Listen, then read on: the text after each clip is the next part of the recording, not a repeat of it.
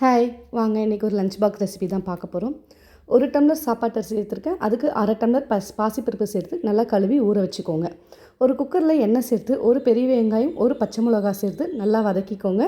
வெங்காயம் வதங்கினதுக்கப்புறம் 1.5 table spoon இஞ்சி பூண்டு பேஸ்ட்டு. அந்த இஞ்சி பூண்டு பேஸ்ட்டில் நான் பட்டை, கிராம்பு, ஏலக்காய், சோம்பு, கல்பாசி எல்லாம் சேர்த்து அரைச்சி வச்சுருக்கோம். அதையும் சேர்த்து நல்லா வதக்கிட்டு ஒரு பெரிய தக்காளி பொடியாக நறுக்கி வச்சுருக்கேன். அதையும் சேர்த்து நல்லா வதக்கிக்கோங்க. தக்காளி வதங்கினதுக்கப்புறம் ஒரு கைப்பிடி புதினா கொத்தமல்லி சேர்த்துக்கோங்க.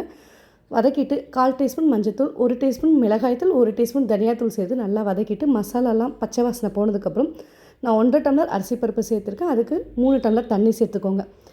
இப்போ தேவையான அளவுக்கு உப்பு, 1/4 டீஸ்பூன் லெமன் ஜூஸ் சேர்த்துட்டு நம்ம ஊற வச்சுருக்க அரிசியும் பருப்பையும் சேர்த்துட்டு கடைசியாக 1/2 டீஸ்பூன் நெய் சேர்த்து குக்கரை மூடி 2 விசில் விட்டு இறக்குனிங்கன்னா மூங் தால் பிரியாணி ரெடி.